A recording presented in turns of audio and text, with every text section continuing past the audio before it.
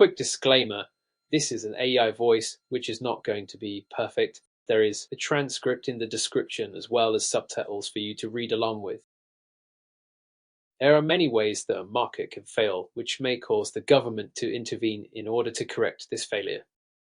Market failure occurs when the free market fails to allocate resources efficiently, leading to outcomes where individual interests do not meet the interests of society as a whole. There are many types of costs and benefits that can come from the production and consumption of goods and services. These include private, external, and social.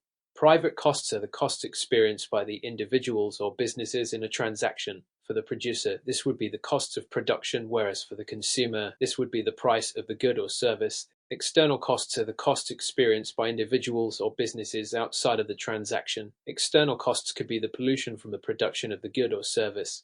Social costs are the costs experienced by everyone, both privately and externally. This could be the increase in traffic congestion from transporting goods and services. Private benefits are the benefits experienced by the individuals or businesses in the transaction. For the producer, this would be the revenue that they receive, whereas for the consumer, this would be the good or service that they have purchased. External benefits are the benefits experienced by individuals or businesses outside of the transaction. This could be the reduced pollution of a business using more environmentally friendly production methods. Social benefits are the benefits experienced by everyone, both privately and externally. This could be the improved health of the public from a vaccination program. A strength of the market economy is that they work well when the private and social benefits are equal to or more than the private and social costs, which is known as the socially optimum position. However, a weakness of the market economy is that some markets fail due to the external costs of production and consumption. As a consequence, this can lead to the product or service being underproduced or consumed. However, this may also lead to the product or service being overproduced or consumed. The government may intervene in the economy in order to correct market failure. However, this can make the situation worse, which can cause government failure. Government intervention is the action taken by the government to influence or regulate the economy. The purpose of government intervention is to correct market failure and achieve a socially optimum level of production and consumption.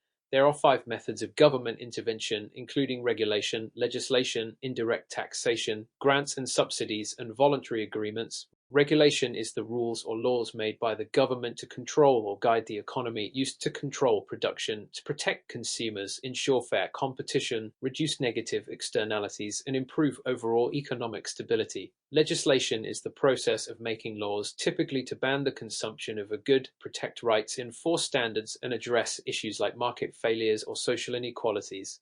Indirect taxation is a tax placed on goods and services rather than on income or profits, and the government uses it to influence consumer behavior, reduce negative externalities, and generate revenue for public spending. Subsidies are payments from the government to the producer to reduce their costs of production in order to promote economic activities, lower prices for essential goods, and encourage development in specific sectors. Voluntary agreements are mutually agreed upon arrangements between the government and businesses used to achieve goals in regulation and encourage cooperation in economic or social issues without imposing strict rules. Governments provide public goods like national defense and public parks because markets fail to supply these goods efficiently due to their non-excludable and non-rivalrous nature. Non-excludable means that by consuming the good, someone else isn't prevented from consuming it, whereas non-rivalrous means the benefit doesn't diminish if more people consume the good.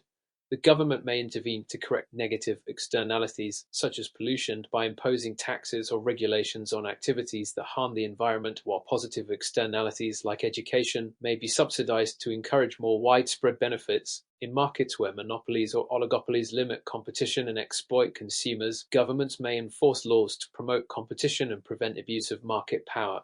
Governments intervene to address information asymmetry by implementing regulations that require businesses to disclose information about products and services, ensuring consumers can make informed decisions. Government failure occurs when the government intervenes in the economy to correct failure. It makes the situation worse. There are many causes of government failure, including the distortion of price signals, unintended consequences, excessive administrative costs, and information gaps. Distortion of price signals occurs when government interventions, such as subsidies or taxes, which leads to prices that do not accurately reflect supply and demand, causing government failure by misallocating resources and creating inefficiencies in the market. Unintended consequences occur when producers or consumers react differently than expected to government policies, which can create new problems or worsen existing problems, which can reduce the effectiveness of the initial policy. Excessive administrative costs occur when the costs of implementing and enforcing government policies are more than the benefits, leading to government failure by reducing the overall efficiency and effectiveness of the policy. Information gaps occur when the government lacks complete or accurate data needed to make informed decisions, leading to government failure by implementing policies that do not meet the actual needs or conditions, resulting in ineffective policies. Government failure can occur in many different markets, including healthcare, education, housing, and labor.